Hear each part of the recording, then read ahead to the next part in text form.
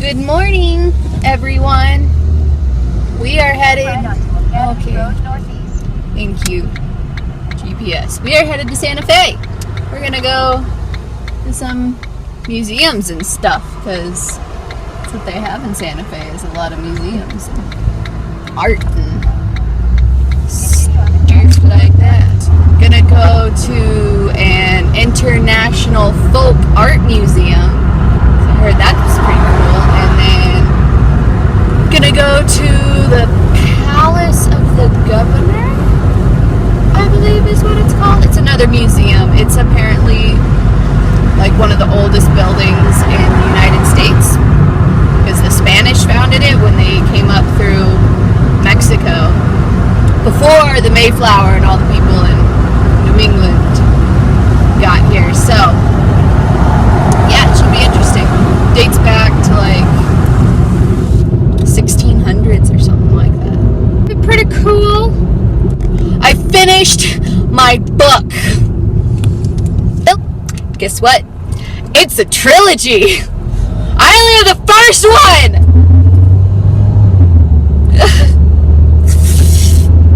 I hate it when this happens. I don't have the other books. I feel like I need to go find the other books and read those books, even though I have a whole box full of books and this car to read. But I still have questions. I apparently was closer to the end than I thought. I only had like 10 pages left till the end, and I finished it last night and realized the whole last little chunk I had was a novella that was before the blood gospel. Like, it took place before, and it just I am so upset that this book I don't have the sequels. My dad doesn't have the sequels. I have to go find them. I need to find them and get them. I need to find a bookstore, Barnes and Noble or something, because it's so good. Questions were finally starting to be answered. In the very last page of the book, you get the answer to one really big question that I was wondering, like, who this other dude was. But then, that was a shock. But I still have a whole other questions involving Tommy, and he's just. I have so many questions, so many, and I want to know how the story goes. I want to know. I hate it when this happens, when you think a book is just a standalone book and then you realize that it's not. I thought this book was going to be like one concise little novel because it was a big book, so I was like, okay, they had it figured out, they just had the story down, it was going to be good, and it was going to be finished. I was wrong. I was so wrong. Not that, I'm kind of happy, I guess, that there's more books. I'm more upset by the fact that I don't have them than I am about there being more books, because that means there's more to read, and the story doesn't have to be over quite so quickly. But I'm torn between going to find them and just moving on to another book. So I have so many books. I probably don't need to go find sequels. There's multiple. This book, it's so good. I'm afraid I'm gonna forget to go get the sequels, and then I'm gonna find that book later and be like, oh yeah, that was a good book. What happened? Why did I never get the sequels? Was it a standalone book? I don't remember it because I have a terrible memory, and it's gonna fade, and I don't want it to fade. I want the story. We'll see.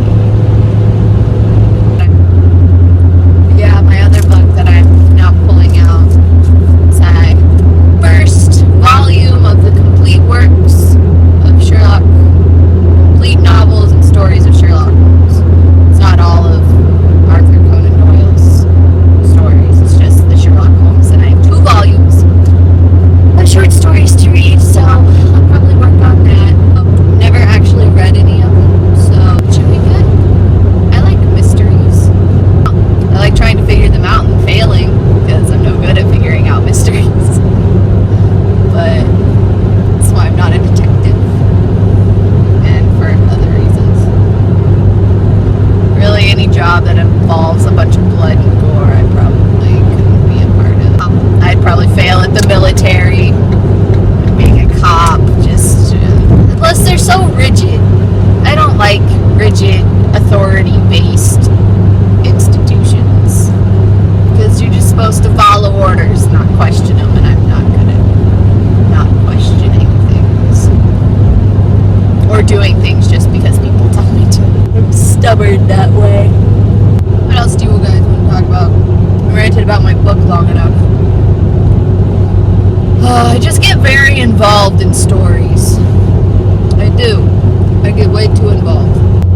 I've enjoyed being this busy on my trip. Like I've been able to see many different things, and that's good. But I kind of want to just like take a day and just write. That's what I was gonna do today, but now I feel like I have to see all these museums, which I want to see. I like learning things and seeing museums and stuff, but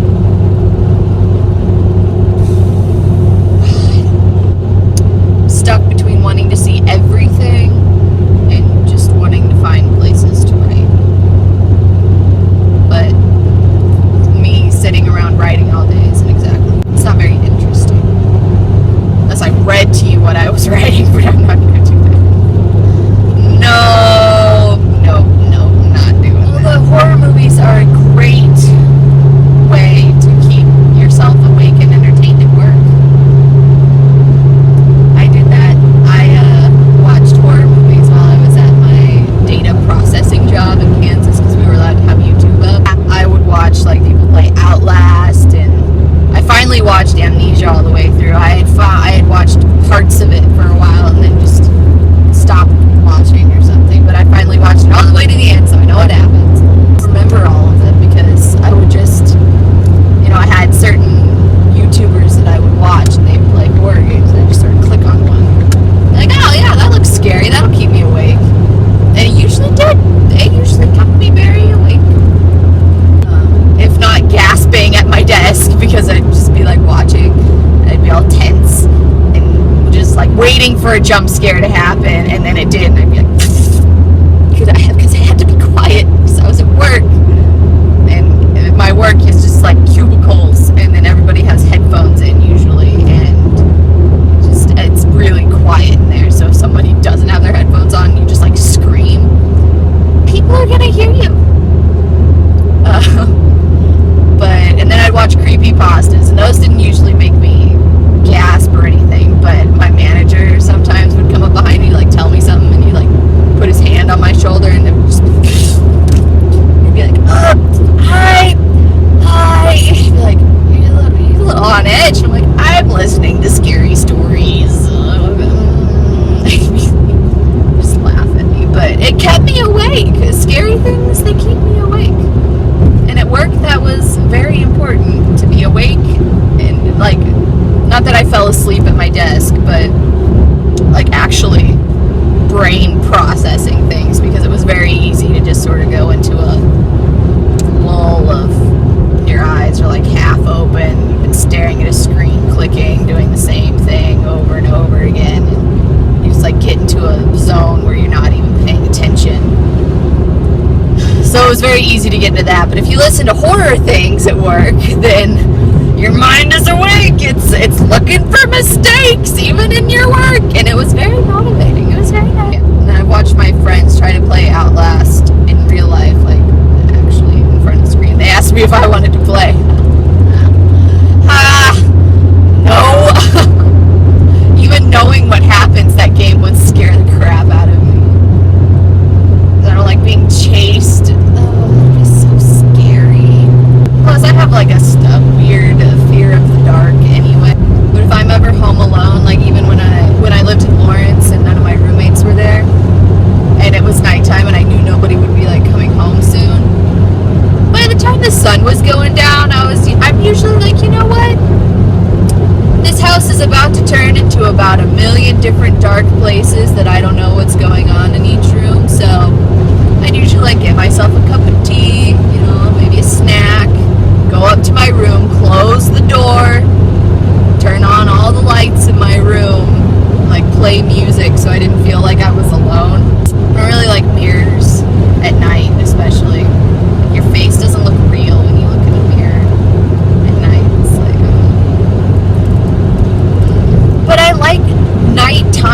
staying up late, but I don't like I don't mind the dark. The dark can be relaxing.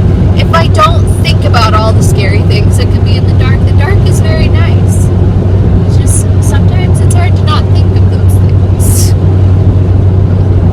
Basically, this whole thing is just me being a roundabout way of me saying that I am a huge scaredy cat, and I have found ways to deal with it. We're in Santa Fe. It's taking me to the museum. Going to the folk one first. We will find which museum we want to go to, because apparently there's 3 up here. I don't think I will go to all 3 of them. Alright. I'll see you later, I guess. Bye-bye. So the International Folk Art Museum was actually really cool. There's this guy who just sort of went around the world and collected a bunch of little dolls and tiny statues of everyday life from where he was from, or religious ceremonies, or things like that, like Native Americans from here, India, South America, Turkey, Poland, like from everywhere, and it was really cool to see all the different types of statues. There was a really nice tour lady in there. She worked there, and she told me a lot of the history and stuff, which was good, because they had little booklets that you could read, but it was like barely a paragraph about each thing, and she went on and she knew stories, and it was great. It was a lot in one room. Like, that room was packed full. And they had like he had like a bunch of different toys in there too from different places. And he had Transformers flying from the ceiling, like made out of plastic. They were probably like solid size, but yeah, it was really cool. A lot of religious things, of course, you know. It's what people make statues of usually, is religious ceremonies. Palace of the Governors, which is that really old building I was telling you about. It's actually a hotel, apparently. And it is on the plaza, which is supposed to be another cool place. A very old part of town, historic and all that. So might walk around the plaza a bit,